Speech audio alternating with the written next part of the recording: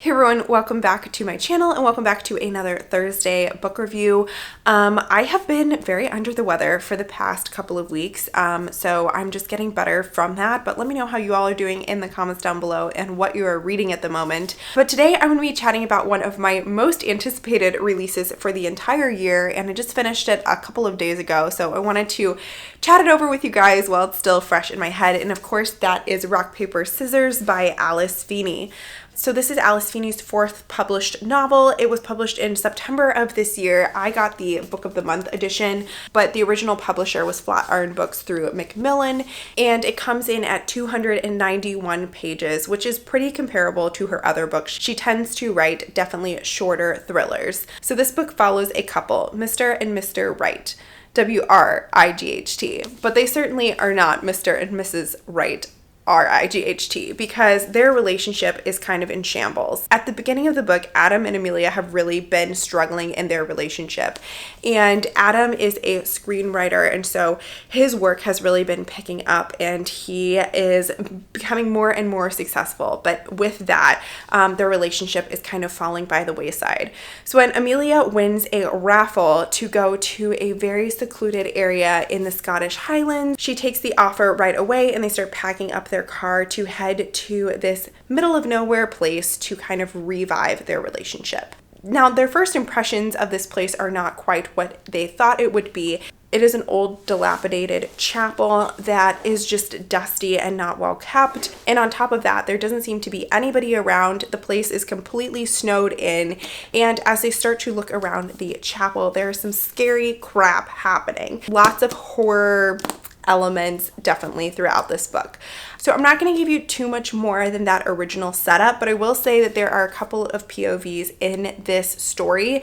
You have the present with Adam and Amelia at the chapel, and then you also get these letters written from Adam's wife to him on each of their anniversaries, and she doesn't actually send the letters, she just kind of writes them and saves them, but it's a way for her to vent about their relationship. So you learn about their past relationship through those letters. And then there are a couple of other characters, but I'm not going to spoil those because I think those reveals are really fun as they're sprinkled in. So I really liked the setup of this book. It really reminded me a lot of Turn of the Key, in that the main character or main characters are going to a secluded area of the Scottish Highlands and scary shit happens there. So I really did enjoy the original setup of the story. One of my favorite parts of this story was the interplay between domestic thriller and horror. And I think this is perfectly described in this one quote on page 229.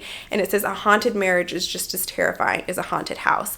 And I really think that that really describes the claustrophobia that you feel as you're following these two characters. As a reader, you definitely recognize the horror elements to the story, but as you're getting their perspectives, you realize that it might not be this haunted, creepy chapel. It might actually be each other. I also really loved the way Alice Feeney played with the different points of view. She does this in so many of her books, and I think it really keeps the reader guessing as to what's going on and kind of what the twist is going to be. I do feel like there were enough breadcrumbs to kind of put things together, but at the same time, I was still very surprised by the twist at the end of this book. Now, moving on to some of the parts of this book that I didn't love as much.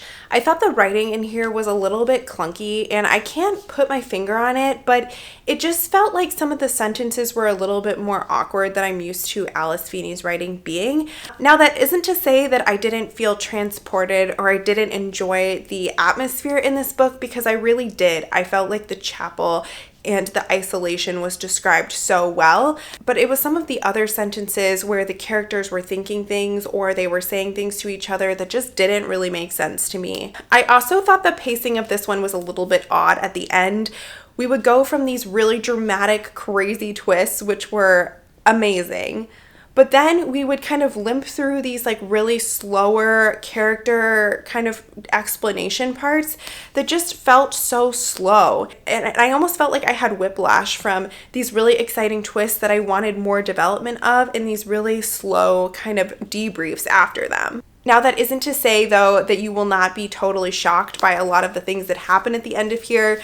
It did follow some maybe more predictable thriller tropes, but there were things in here that really took me by surprise and that I really enjoyed reading. So overall, I ended up giving this book a 3.5 stars, rounded up to 4 stars. I personally preferred His and Hers to this one. I think His and Hers is to date my favorite Alice Feeney, but this was a very solid thriller read and one that I think would be perfect for the winter season. I mean, just look at this cover. It is winter all over it. So I would love to know what you guys thought of Rock, Paper, Scissors by Alice Feeney. If you have read it, let me know in the comments down below, and I will see you very soon with another video. Bye.